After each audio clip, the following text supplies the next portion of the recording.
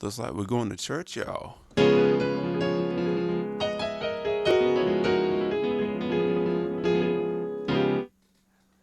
Welcome back. Welcome back. Today I got a little video. Got about 5 tips for like playing devotional music. This is church music and things like that. For those of you guys that are,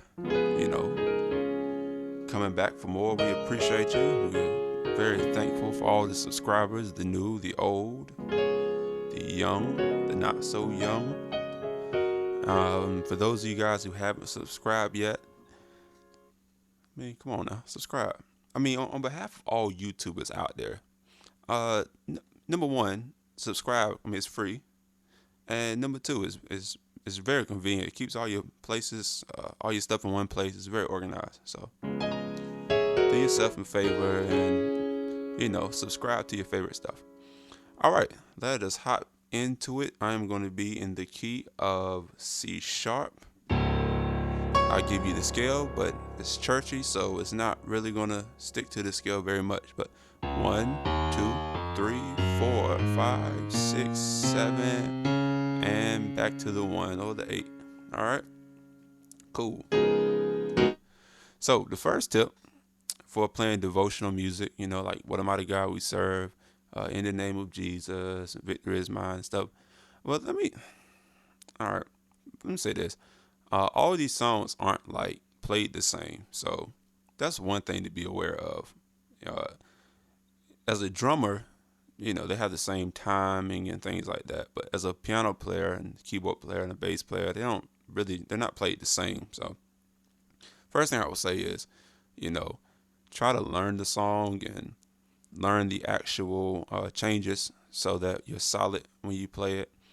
And these tips are just going to give you things to do when you know where you're going, and you'll, with more experience, you'll know how to find where you're going without having listened to that particular song first. Okay, so this is a very rhythmic style of playing, so you're kind of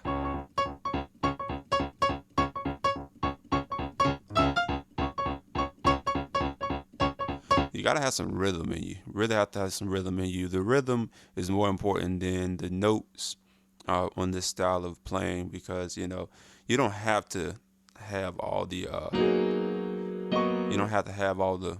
crazy chords, anything like that, in order to play this style. You have to have rhythm though. Yeah, rhythm is like a must. Organ, piano, all that rhythm is like a must. So, all right, let's get into it. The bass line. Tip number 1, bass line. So here's the bass line. So you've heard that a million times, and this will make 1,000,002. All right. So here's the tip for the bass line. Learn the bass line first. So it starts at your 1, then it goes 3, 4, half step, 5, 6, 7, or flat 7, 7, 1. So it's 1, walk up to the 5, 6, walk up to the 1. All right. So if you don't know that, now you do. Now the tip here is learn how to take this bass line and do other things with it and how it works. So it's an 8 count. 1, 2, 3, 4, 5, 6, 7, 8. 1, 2, 3, 4, 5, 6, 7, 8, 1. So what's important is the 1, 1. Even as a drummer, come in on you 1, 1. So there's so many things you can do on that, like 1, 2, 3, 4, 5, 6, 7, 8, 1, 1, 1, 1.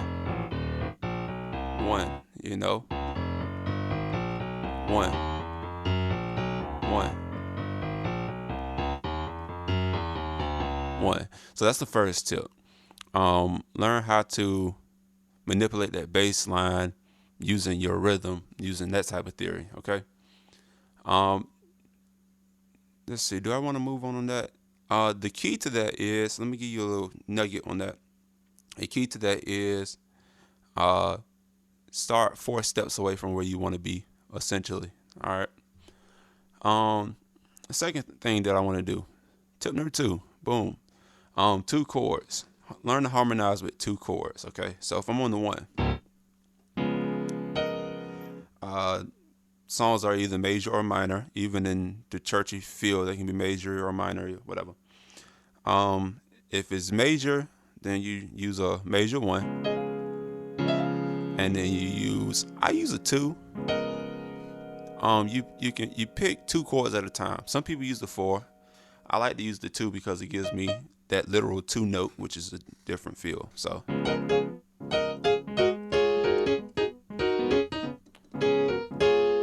right. So, if it's minor, then you just use a two and a minor one.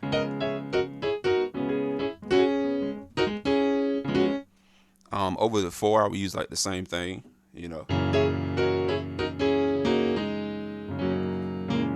these are inversions that I'm doing. So you see like 1, 2, 1, 2, 1, 2, 1, 2, 1, 2. Right. So that's like super important. All right. So, learn that.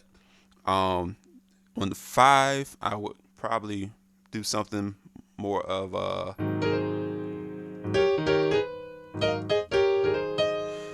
playing off of the 6 or the dominant 2. This is your 2, making it dominant, which most chords in this style of music are going to be dominant. This is a dominant chord, is a major chord with a flat 7. All right. So if I extend this all the way, all right, sort of advanced, but bear with me. If I extend it all the way, you can see that I can play it without the root, like that, and you see that there's the 6s inside of it, so that lets me know that I can alternate between this. I mean, that's the same for everything. So,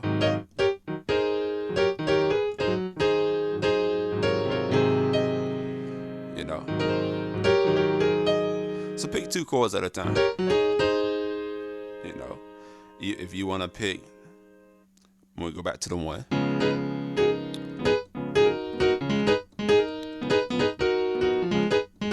the minor 5 and the 2.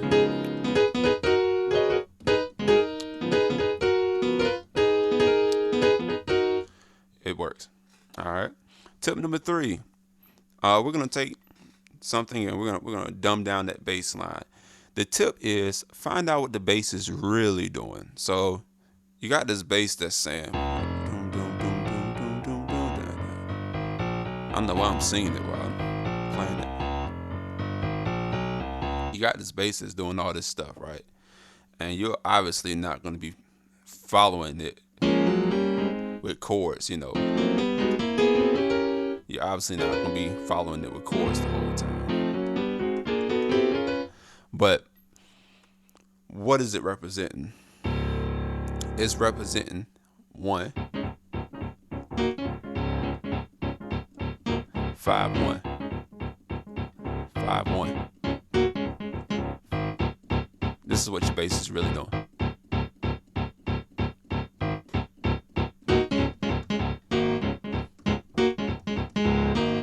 So when you know that, you say, okay, it's just a 5-1. It's just a 5-1. So if you have a bass player, then you say, okay, sort of just have a 5-1 groove here. Well, even if you don't, you can just do that. 5-1. And you can say, okay, this is what you think outside the box. You say, what are the different ways that I've learned to play my 5 chord, right?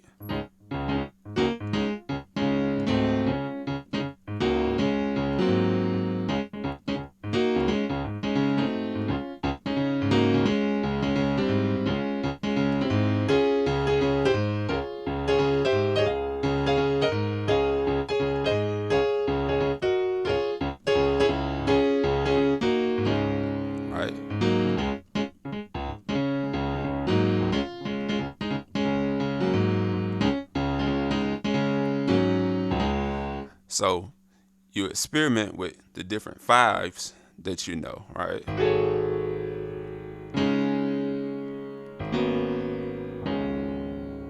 know.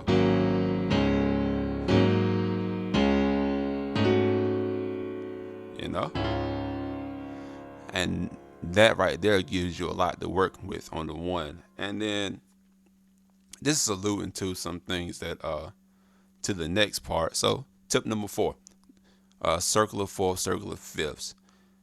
Use that to kind of get to where you're going. So the 5-1, that's a circle of fifth movement. Boom. Everything has a 5, okay? Everything has a 5. All right. Everything has a 5. So when you have a song,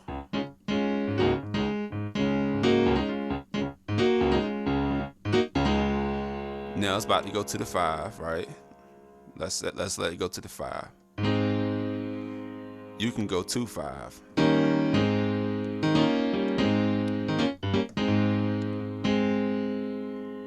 And then let's say you want to go to the 2.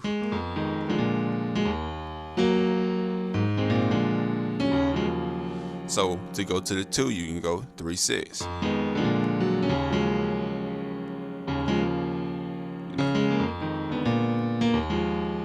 Right, you can do little things like that. And then I came back to the 6 to take me back to the 2 because that's the 5 of my 2. So, you know.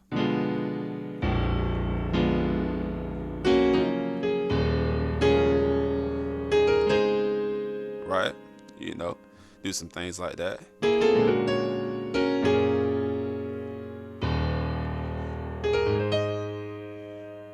And then find your way back to that 6.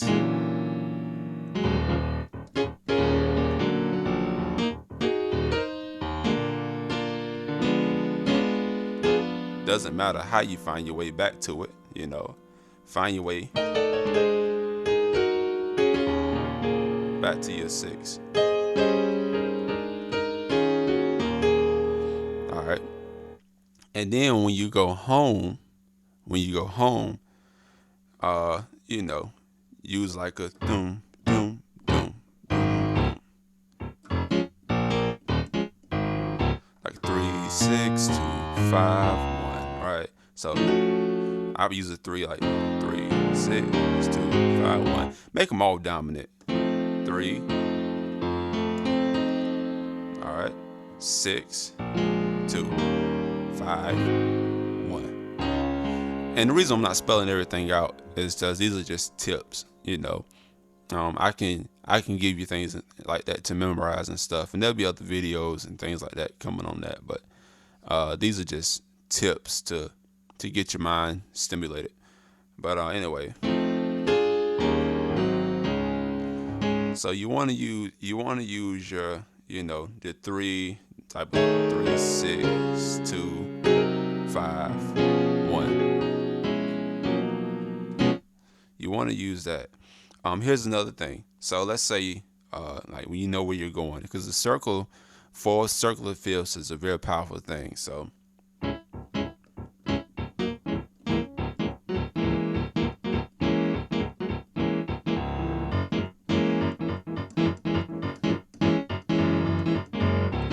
let's say we're going to the 4, right?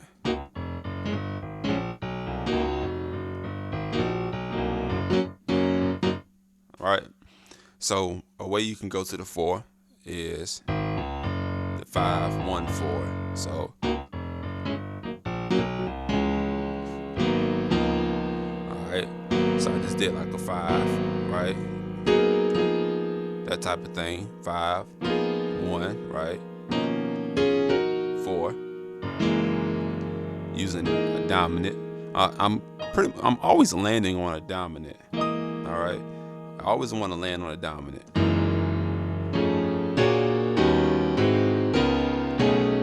You know, landing on these dominants.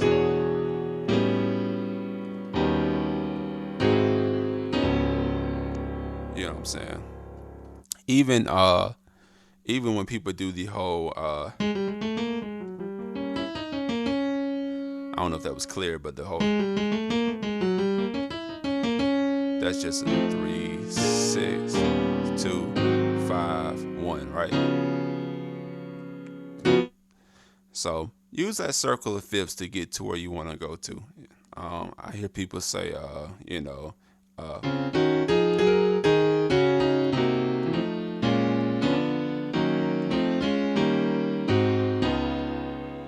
so it was like 7, 3, 6. All right, 2, 5, and then you don't have to stop there. You can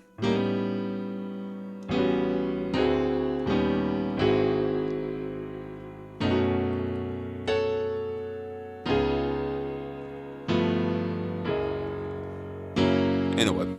That's a tangent, but that's all circle of fifth stuff to get you where you want to go to.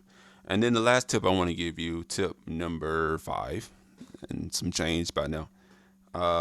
Here's a scale you can use. So to like do runs and whatnot.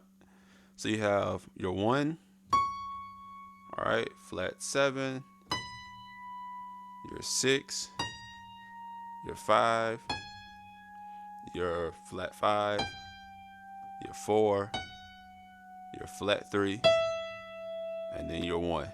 All right, you can add the 2 in there if you want. I try to not do it as much. It happens, but I try to kind of avoid it. So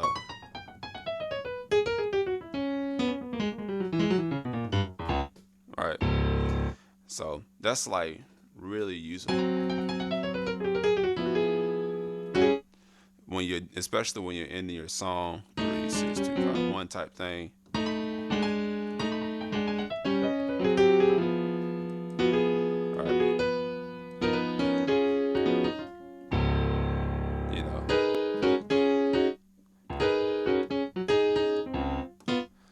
Ooh, don't do that.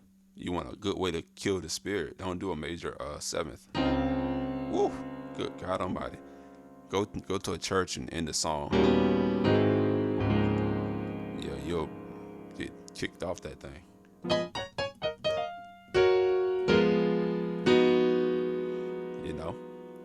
So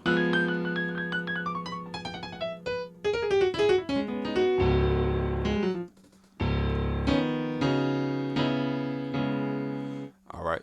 So that's those are some tips that can really help you when you're playing. So you kind of throw them all together.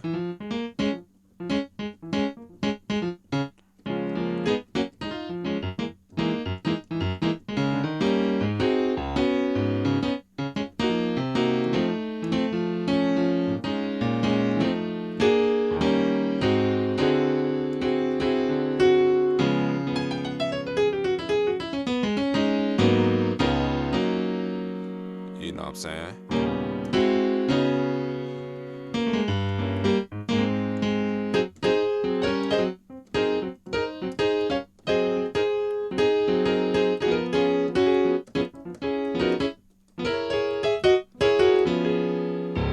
So and what I'm doing is kind of playing a lot of rootless stuff.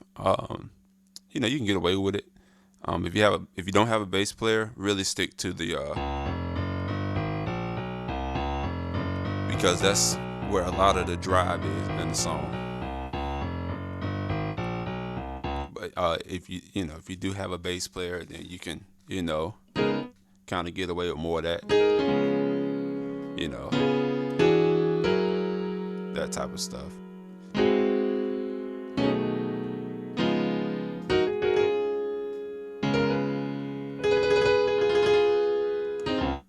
So, keep doing it. So, hope that helps. Last thing, if you have any questions, you know what I'm saying, leave a comment.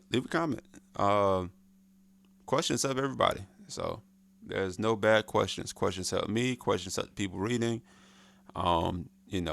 Something I was talking to people about, the old heads, they had to figure all these things out themselves, or they had to buy VCRs and watch those, and you ain't leaving no question on no VCR. And I'm sure they had questions. It wasn't because they didn't have any. So take advantage of of the times, and ask your questions, and I can answer it. Somebody else in the comment section can answer it, but I definitely try to get to it. But or somebody else can answer it, or we can all have a good dialogue, and people can see that, and people get helped off of people's questions. But don't be shy.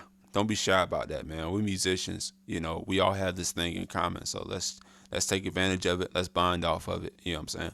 So on that note, peace out.